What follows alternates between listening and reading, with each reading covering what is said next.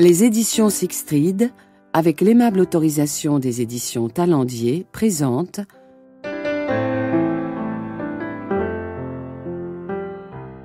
Franklin Delano Roosevelt de Yves-Marie Perréon, lu par Éric Herson-Macarel.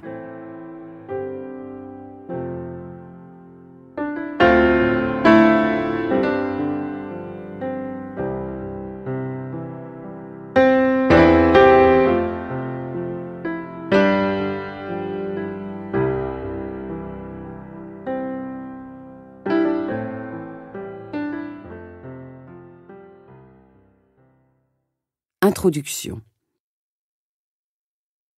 Sur un cliché saisissant pris à Téhéran à la fin de 1943, Franklin Delano Roosevelt est entouré de Staline à sa droite et Churchill à sa gauche.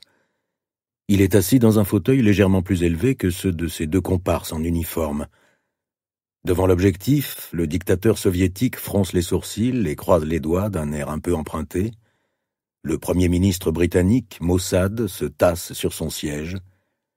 Jambes croisées, buste droit, le président américain a le port altier d'un impérator. Qui devinerait que ce César en costume sombre et cravate à pois n'a pas marché depuis plus de 20 ans? Comme à Téhéran, Roosevelt occupe une place centrale dans l'histoire du XXe siècle. Les fonctions qui sont les siennes ne sont pas plus éminentes que celles d'autres grandes figures, présidents, dictateurs, monarques ou chefs de gouvernement, mais il les exerce au moment où son pays devient la première puissance mondiale.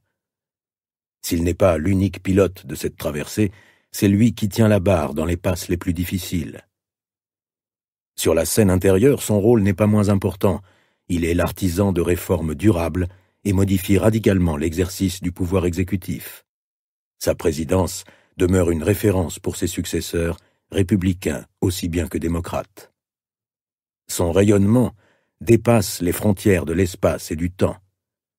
La crise économique mondiale que nous vivons depuis 2008 nous laisse dans un désarroi comparable à celui de la génération de l'entre-deux-guerres.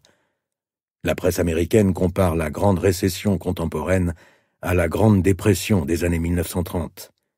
Elle mesure les 100 jours d'Obama à l'aune de ceux de son illustre prédécesseur. En France même, l'esprit du New Deal, comme celui du plan Marshall en d'autres circonstances, est invoqué à temps et à contre-temps. On aimerait faire parler le fantôme de Roosevelt pour trouver des remèdes à nos maux d'aujourd'hui. Les grands travaux, la mise au pas de la finance, l'aide d'urgence aux chômeurs. 15 ans après sa mort, Roosevelt est déjà un personnage de théâtre et de cinéma. Comme ça, mais c'est ce que vous êtes. Toujours là, avec une longueur d'avance. C'est populaire avant d'être porté à l'écran. Pourtant, derrière les stéréotypes véhiculés par Broadway et Hollywood, l'homme reste une énigme. Patricien traité de populiste par ses pairs, promoteur d'un New Deal dont on se demande encore s'il a vraiment mis fin à la crise, président de guerre ayant exigé la capitulation sans condition de l'Allemagne, mais soupçonné de s'être tu à propos de la Shoah, leader du monde libre, accusé de complaisance envers Staline à Yalta. Paradoxes et controverses ne manquent pas. Aux yeux des Français, il n'est pas seulement l'ingénieur des réformes sociales et le stratège de la grande coalition contre Hitler, mais encore le protagoniste d'une querelle mesquine et mal avisée contre le héros national, Charles de Gaulle. La mémoire de son partenaire Winston Churchill, parfois plus véhément contre le chef de la France libre, n'est pas ainsi ternie. Dans ce que nous aimons par amour-propre national appelé un duel, les facteurs personnels ne doivent pas être négligés. Bien des faiblesses de Roosevelt, en effet, se manifestent à cette occasion. Ne serait-ce qu'à ce titre, il est bon de s'y arrêter. Mais l'antagonisme entre les deux hommes révèle aussi l'évolution des rapports de force entre nos deux pays.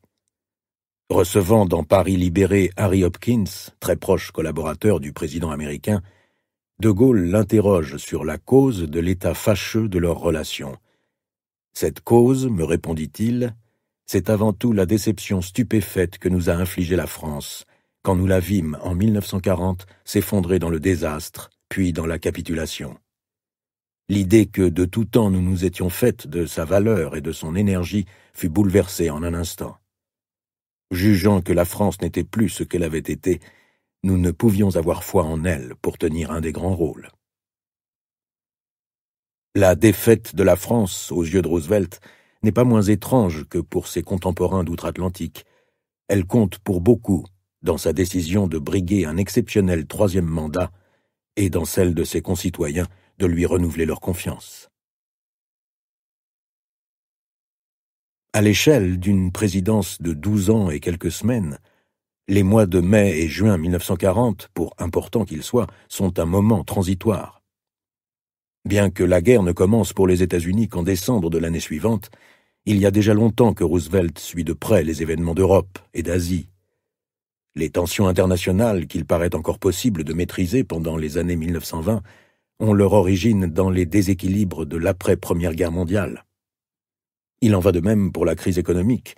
Le fracas du krach d'octobre 1929 sonne encore à nos oreilles, mais les premiers signes du ralentissement de l'activité industrielle le précèdent. L'équilibre monétaire, restauré au prix d'énormes sacrifices, est bien précaire. La crise agricole est là depuis près de 10 ans. La concomitance et l'interdépendance entre l'effondrement du système économique international et celui du système politique international, souligné avec force par Robert Boyce, n'est pas fortuite. Les contemporains sont immergés dans une dynamique qui noue l'économie et la politique en un diabolique écheveau qu'il est bien difficile pour l'historien de démêler. À ce constat plaintif, le lecteur impatient pourrait objecter qu'après tout c'est son métier, dont acte. Historien et lecteur de 2012, quelles que soient nos occupations professionnelles, nous avons fort à faire pour démêler l'écheveau du présent. Ce n'est pas un luxe désintéressé, c'est une nécessité vitale. Tous les moyens sont bons. Pourquoi pas l'histoire? Les Américains des années 1930 et 1940 n'ignorent pas plus que nous qu'elle ne se répète pas, mais comme nous, ils persistent à lui demander des leçons pour le présent, des outils pour mieux le comprendre. Or, il faut aussi s'en méfier. Elle ressemble parfois au lit de Procuste, trop grand ou trop petit, c'est selon.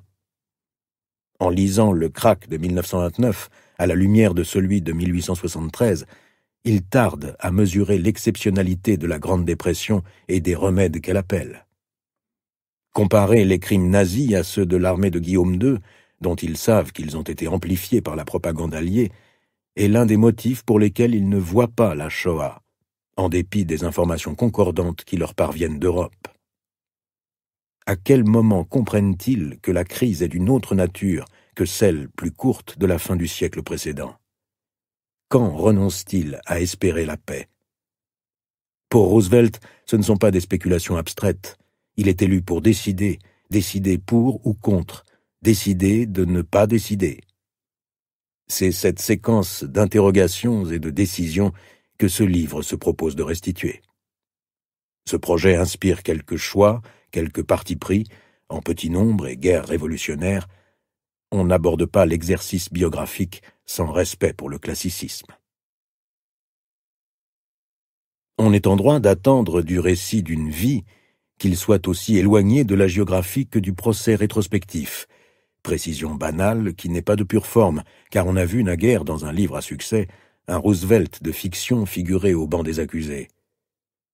Si l'œuvre de l'homme politique, comme celle de l'artiste, appelle l'examen critique, il est rare qu'elle éveille l'émotion au même titre qu'un tableau ou une symphonie. De l'habileté, de la chance, Roosevelt n'en manque pas. Cela suffit-il à susciter l'admiration? Mais il faut aussi du courage à cet homme privé de l'usage de ses jambes pour propulser sa chaise roulante jusqu'à la Maison-Blanche et bien au-delà, Casablanca, Téhéran, Yalta. C'est ce qui fait de sa carrière politique, estimable assurément, mais sujette à débat, une aventure qui ne saurait laisser indifférent. Staline lui-même, semble-t-il, y fut sensible.